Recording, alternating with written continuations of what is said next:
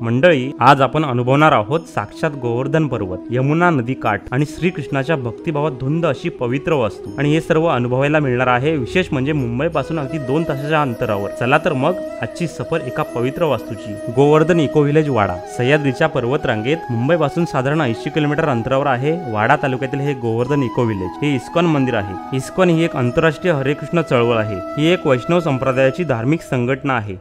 भगवान श्रीकृष्णांचा संदेश आणि त्यांचं ज्ञान भाविकांपर्यंत पोहोचवणे, भक्ती मार्ग हा सर्वात महत्त्वाचा मार्ग आहे। हा इस्कॉनचा मुख्य उद्देश। सुप्रभात मंडळी, स्वागत आहे आपलं सर्वांचं पुन्हा एकदा एका नवीन व्हिडिओमध्ये। आज आपण जातो इस्कॉन टेम्पलला आणि आम्ही आहोत आता अडगावला। अडगाव सोडले आम्ही आणि हा जो रस्ता आहे ना, खूप सुंदर रस्ता आहे। आणि आज आम्ही चाललोय बाईक घेऊन।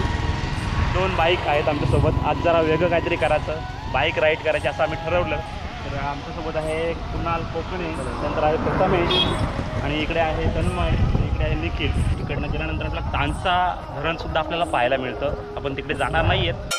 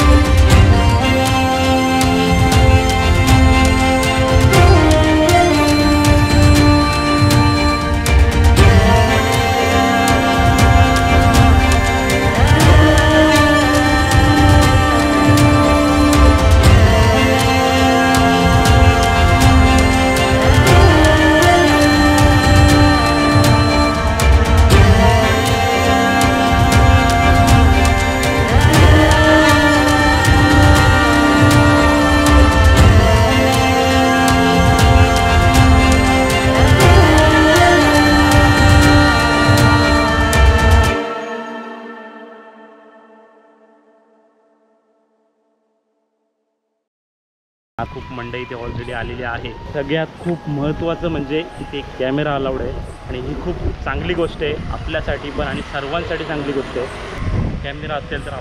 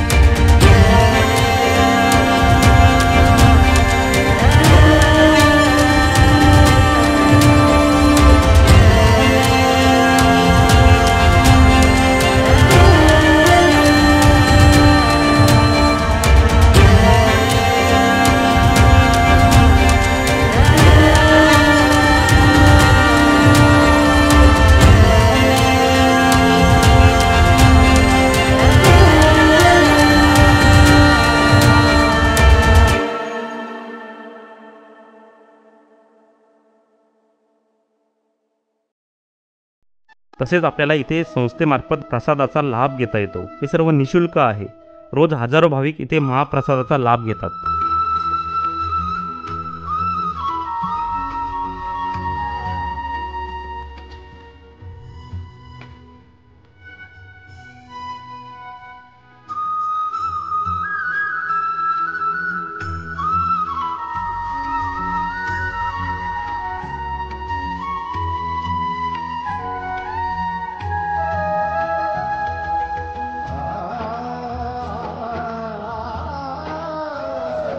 वृंदावन फॉरेस्ट मध्ये आम्ही एंट्री केलेली आहे।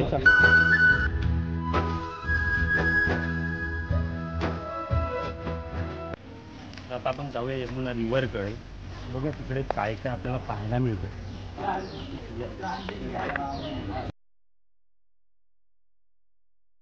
वा, अति सुंदर, म्हणजे खरंच इथे आल्यानंतर आपल्याला खरंच यमुना नदीजवळ आल्यासारखं वाटतंय। आजूबाजूचं सुंदर वातावरण म्हणजे अगदी सुंदर आहे। त्या बाजूला तुम्ही बघू शकता, आजूबाजूला झाडं जी लावलेली आहेत, फुलझाडं लावलेली आहेत, या बाजूला सुद्धा झाडं लावलेली आहेत आणि छोटी छोटी मंदिरं आपल्याला दिसत आहेत। आणि इकडे बघू शकता देवीचं मंदिर आहे। तर अशा प्रकारे काय आपल्याला यमुना नदी पाहायला मिळते इथे।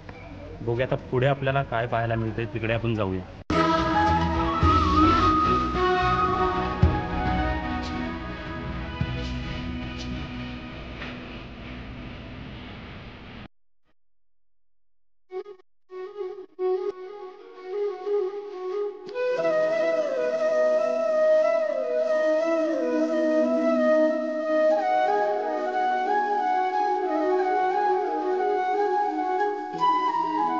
मध्ये सेम टू सेम वृंदावन सारखंच आहे। जेवढी मंदिरं आहेत तशीच मंदिरं इथे आहेत।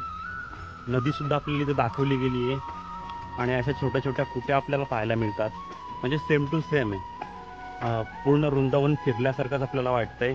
पण आता हे 130 एकरामध्ये आहे। आपलं फिरून होईल की नाही सांगता येत नाही, का वेळ नाही आपल्याकडे, तरीसुद्धा आपण प्रयत्न करू। जितकं आपल्याला एक्सप्लोअर करता येईल तेवढा आपण प्रयत्न नक्कीच करू।